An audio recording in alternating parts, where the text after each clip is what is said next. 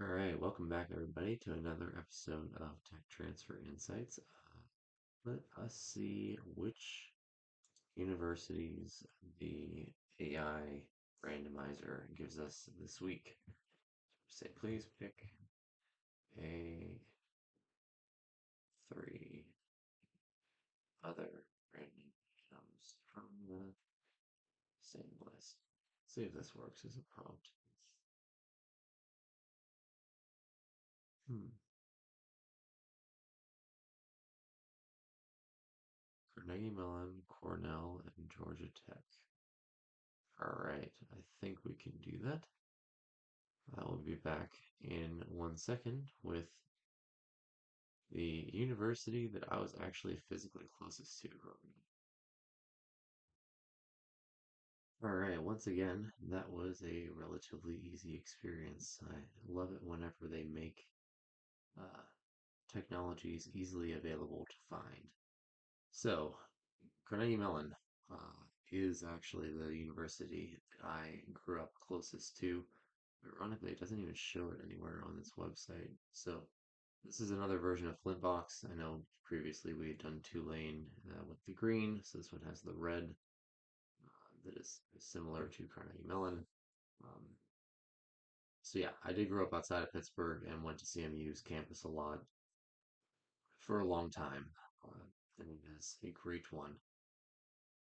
The thing that caught my eye was actually the first thing was just published like a month or so ago at the time of recording. But I mentioned before my interest in platform technologies, especially with material science.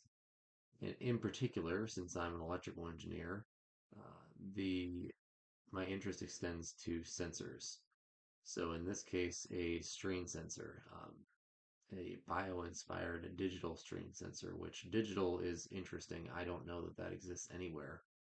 Actually, most strain sensors are analog, so their resistance increases with specific amounts, and you have to do things like debouncing and, uh, sorry, specific amounts of strain. You have to do things like debouncing and hysteresis locks and all that kind of stuff to allow it to act like a digital sensor. And I have used personally strain sensors in all sorts of applications, even in my main engineering job.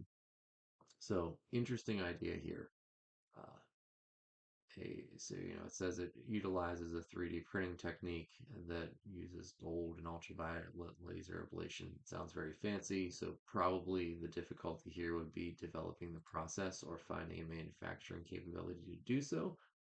Although a lot of times you can find a way to pay the university to provide at least small sample runs until you can scale. Just as an example of proof of concept. A lot of times they like to do that as a way of de-risking the technology. So they list a whole ton of different things down here, like it's lightweight and compact. It can be used in amplification, used in UAVs, and industrial automation, which is where I used it in previous jobs. Yeah, robotics, health monitoring. I agree with that too. Very interesting idea. And again, if it does work, and isn't too terribly difficult to manufacture, this would be potentially game changing in a lot of areas.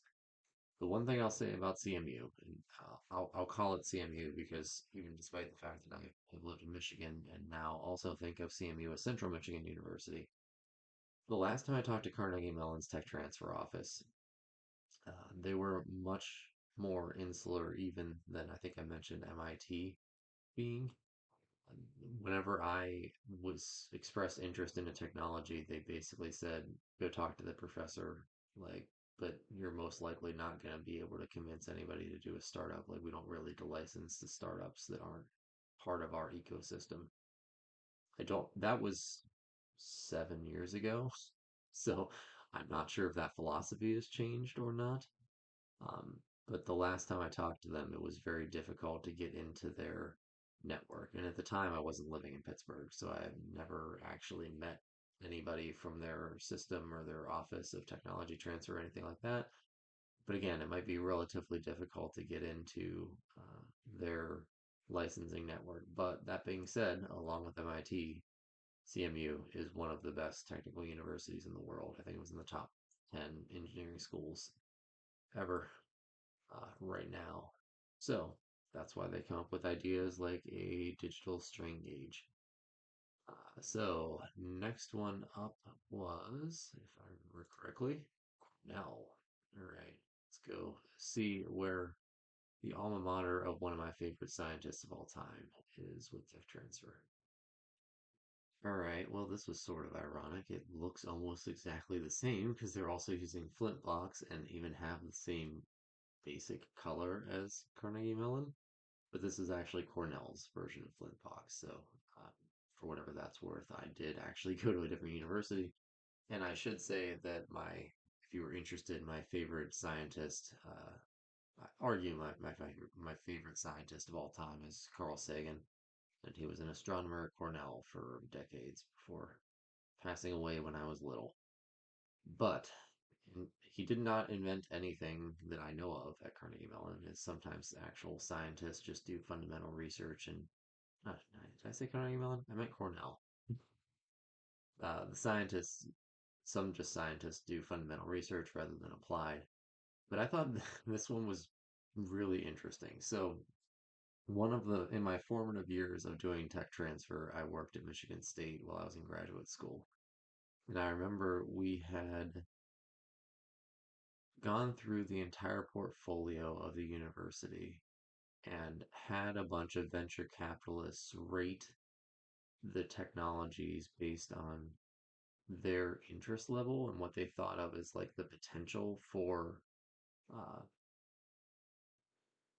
market or like for success in the market. And the two things that they picked really kind of hit at my sense of engineering is the coolest thing ever because they picked food.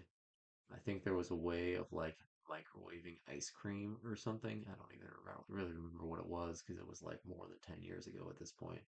But it stood out in my mind as food products are particularly interesting to a variety of people because they have a huge potential market. So, this one I thought was kind of fun. Literally, it's a way of making, how do they describe it? Puff snack product out of two food processing byproducts. So, fruit pomace and liquid whey. Uh, so, fruit pomace is apparently what happens whenever you process fruit in a certain way, and liquid whey is a byproduct of dairy processing. So, I thought that was really interesting because, whey protein is a very high in demand thing for bodybuilders. And fruit pomace, I don't know what exactly fruit pomace is, but one of the other things that I really like is this idea of using stuff that is otherwise unutilized. So apparently, you can make a puff snack with fiber and nutritional value from two otherwise underutilized uh, food processing byproducts. It looks like it's stable at room temperature, it's high in antioxidants. What it doesn't say is whether or not it actually tastes good. So, but high in protein, which is a main thing for a lot of people. I'd be interested. I mean, honestly, really interesting idea. Again, very usable or very clear-cut value proposition. I think it would be entirely dependent on whether or not this stuff tastes good. There is a patent down here, and uh, these two people apparently also have a paper, which is pretty cool in food and bioproducts processing. So you can read a. I guess there's also a one pager, but overall, really interesting idea. Um, I'll be kind of curious again. The main question here is, does it taste good? Because if it doesn't taste good, I think you'd be hard pressed to uh, sell it widely. But I also realize that tasting good is a relative thing for people. So I guess, first thing I think I would ask the professor is, do you have any? And you probably have to go through an FDA process, which would be a little bit ridiculous. But interesting idea, utilizing underutilized parts of the food processing industry and potentially a huge, huge market upside.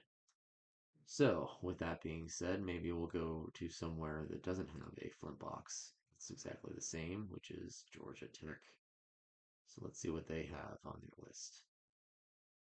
All right, so this week I think we're going to keep going with the sensor theme. As I mentioned before, I very much like sensors. So, Georgia Tech has a ton of technologies, but this one stood out for a couple of reasons.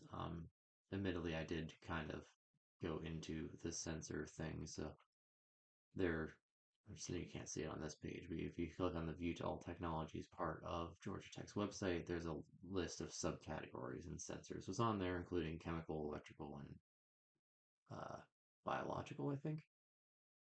So this one was under the chemical sensing, what do you call it? Category, I guess would be the right word for it.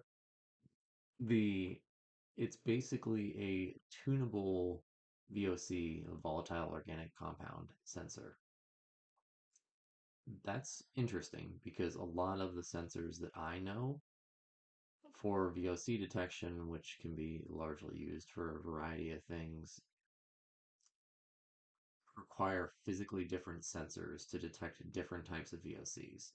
So in this case, it sounds like the design is such that you just need to change some software in order to allow the sensor to detect different VOCs, which is really interesting because in context specific places that could either decrease the amount of time or money pretty dramatically. Um, so it's interesting is they have a picture down here, which looks, I think they call it a hammerhead, with a bunch of electrodes in it, Wheatstone bridge, which is a fancy electrical engineering term. A lot of these, it's one of the things that I think probably has come across in the number of technologies that we've looked at, but a lot of these are a lot of these descriptions are written in very technical language. Like it's talking about gravimetric and impediometric responses and transients and 2D dispersions and all like one of the things that I think technology transfer can do a lot better at is taking these fancy technical terms and turning them into something that actually makes sense for a company, basically, right? Uh, but that's an advantage ultimately because it raises the barrier to effectively needing better technical understanding in order to be interested in stuff like this. So if you happen to have an engineering background and understand what MEMS is, because I don't even think it actually describes that anywhere here. And I'm pretty sure if you ask a normal person off the street what MEMS is, they're not going to have any idea that it's microelectrical mechanical systems. But if you happen to go to graduate school for engineering, you might have taken a MEMS class or probably at least know what they are. Um, the other thing that I thought was interesting here is the sensitivity and the selectivity. Those are two big words that we look for in sensors. The selectivity means that you only are able to detect the molecule you're interested in, and the sensitivity means that you can detect very, very low concentrations. And they said parts per million somewhere in this description here. Uh, but I, I've always had this idea of I have a lot of dogs, and one of the things that I thought would be really fun would be to try to develop a drone that would automatically be able to detect where dog poop is. And VOC sensors are probably one of the ways that would allow that to happen. So I'm always thought that was funny because it would be integrated into a longer term project. But overall, there are industrial processes and all sorts of other things that could be potentially useful for this. Industrial, automotive, and biomedical are the things they point out here in commercial applications. But for now, I think that's it for this week. So, thank you all for listening. Feel free to like and subscribe. I guess I should say that as part of a YouTube video, right? But more importantly, at least to me, is leave a comment. If you found any of these interesting, I will leave links to each of them down below. Um, and if you happen to have any inspiration because of learning about any of these, or happen to find an interesting one you'd like me to take a look at or talk about, I would love to hear from you. So thanks for your time, and I hope you enjoy the rest of your week. See you next week.